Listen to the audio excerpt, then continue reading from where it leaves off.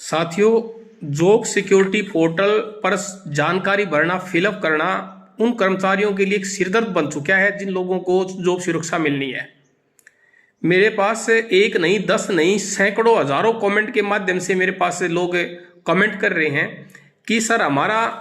Job security जो portal है उस पर जो हमारी डेट ऑफ बर्थ है, जब भी हम उसको लॉगिन करते हैं वो गलत है। और सबसे बड़ी बात यह है कि उस डेट ऑफ बर्थ को एडिट करने का कर्मचारी को कोई ऑप्शन नहीं मिला हुआ। दूसरा सबसे बड़ी बात यह कि बहुत सारे कर्मचारी ऐसे हैं जिनका लॉगिन ही नहीं हो रहा, जिनके पास ओटीपी नहीं आ रहा। तो माननीय मुख्यमंत्री सिर्फ नायब सिंह सैनी जी से अनुरोध स्वरूप मैं ये आग्रह करना चाहता हूं, सरकार से आग्रह करना चाहता हूं, संबंधित विभागों से ये आग्रह करना चाहता हूं, हायर अथॉरिटी से आग्रह करना चाहता हूं जो भी इस जॉब सिक्योरिटी पोर्टल को लुकआउट कर रहे हैं। मेरा सबसे बड़ा सवाल ये है कि जिन लोगों को आपने जॉब सिक्योरिटी दी है 15 अगस्त 2024 को, और आपने कहा, आपकी सरकार के माध्यम से माननीय चीफ सेक्रेटरी मुख्य सचिव जी ने कहा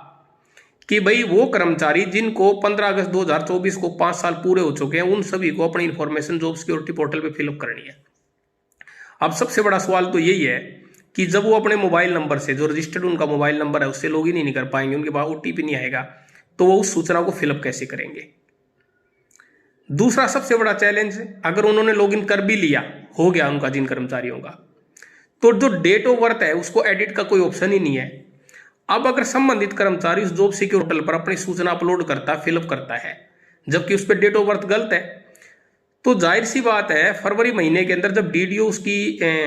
जो इंफॉर्मेशन है, उसकी जो डिटेल्स है, उसके संबंधित डॉक्यूमेंट्स के साथ वेरीफाई करेंगे तो डेट ऑफ बर्थ डीओबी उसकी मिसमैच मिलेगी। मिसमैच अगर मिलेगी तो वो उसको अप्रूव नहीं करेगा, अप्रूव नहीं करेगा तो उसको जॉब सिक्योरिटी मिलेगी नहीं।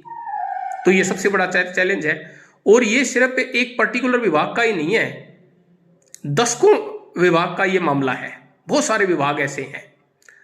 अब माननीय मुख्यमंत्री जी से मैं ये आग्रह करना चाहता हूं कि इस संगीन जो ये मामला चला हुआ है, इस पर तुरंत प्रभाव से इस पे कोई न कोई ऐसे दिशा निर्देश जारी करने चाहिए सरकार की तरफ से, ताकि सरकारी जो कर्मचारी हैं, जिनको जो सेवा सुरक्षिता जिनको जो मिलनी है, जो सुरक्षित कर्मचारी जिनको आप सिक्योर्ड एम्प्लॉय के नाम से आपकी सरकार अब कहना जिसने शुरू किया है, भाई उनके अंदर जो भय का माहौल बना हुआ है, भाई उनको इस तरह का कोई भय फील ना हो और वो प्रॉपर अपनी समय पे अपनी डिटेल्स फिलअप कर पाए। अब आपके द्वारा, माननीय मुख्य सचिव के द्वारा जो गाइडलाइन है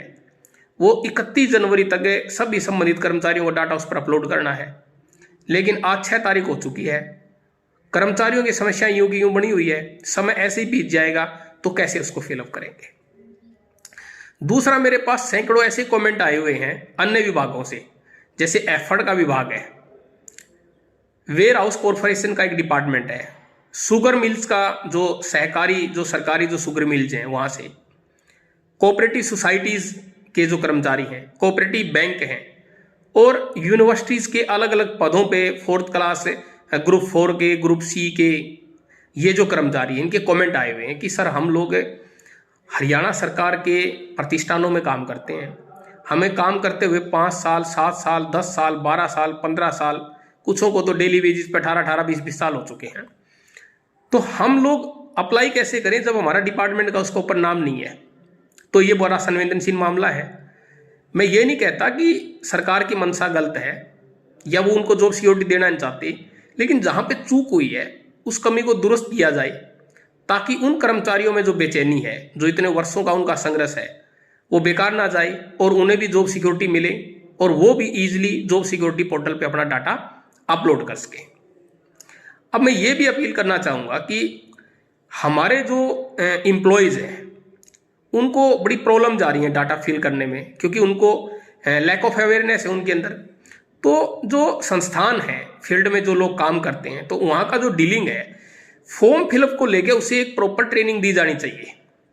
उस एक पर्टिकुलर पर्सन्स को जो डीलिंग है इंस्टीट्यूट्स के अंदर, चाहे वो किसी भी डिपार्टमेंट का इंस्टीट्यूट है, ऑफिस है, फील्ड में कोई भी ऑफिस है, उसको एक पर्टिकुलर ट्रेनिंग उनको मिले और वो उसको फील्ड में आके कर्मचारियों को ट्रेनिंग दे और उस कर्मचारी उस ट्रेनिंग लेने के बाद अपना डाटा अपलोड करें। तो मैं समझता हूँ कि गलती की कोई गुंजाइश बचेगी ही नहीं। गलती नहीं होगी तो ईजिली डीडीओ सभी को वेरीफाई करेगा और टाइम जो बाउंड है हरियाणा सरकार के द्वारा निर्देशित, उस पर सभी को जॉब सिक्योरिटी मिलेगी। क्योंकि माननीय मुख्यमंत्री जी, आप बड़ी नेक दिल और अच्छी विचारधारा के साथ सबका कल्याण की तरफ काम कर रहे हैं। कर्मचारियों के लिए भी आपने बहुत अच्छा काम किया है वर्षों से, जो लोग संघर्ष कर रहे थे। तो मैं चाहता हूं कि इस तरह की ट्रेनिंग या फिर आप हेल्प डेस्क ज्यादा लगाने की व्यवस्था कीजिए। डिपार्टमेंट वाइज आप हेल्प डेस्क लगाइए, ताकि अगर कर्मचारी को किसी भी तरह की कोई परेशानी का सामना होता है तो हेल्प डेस्क के माध्यम से वो इस जानकारी को अन्य कर्मचारियों तक साझा कर सके, और किसी भी कर्मचारी को, चाहे वो ग्रुप सी का कर्मचारी है, ग्रुप डी का कर्मचारी है, चाहे ग्रुप बी का कर्मचारी है जिनको भी जॉब सिक्योरिटी मिलनी है, वो चाहे ITI का कर्मचारी है, हैपड़ का कर्मचारी है, यूनिवर्सिटी का कर्मचारी है, इरिगेशन डिपार्टमेंट का कर्मचारी है,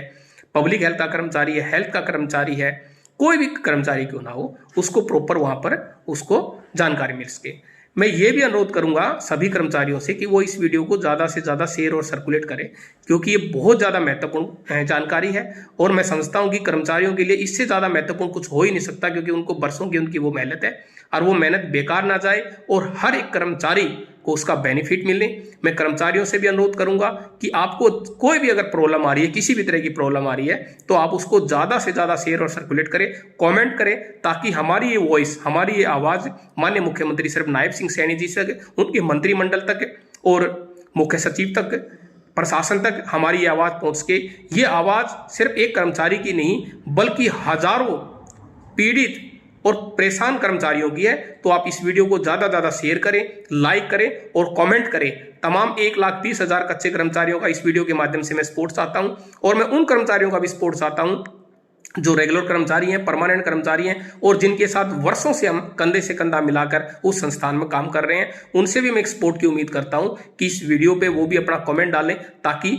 हम सब कर्मचारियों की आवाज़ माननीय मुख्यमंत्री श्री नायब सिंह सैनी जी से और हमारी बहुत बेहतरीन हरियाणा के अंदर सरकार काम कर रही भारतीय जनता पार्टी सरकार तक ये मैसेज वहां तक पहुंच के। आप सभी का बहुत बहुत धन्यवाद। Thank you.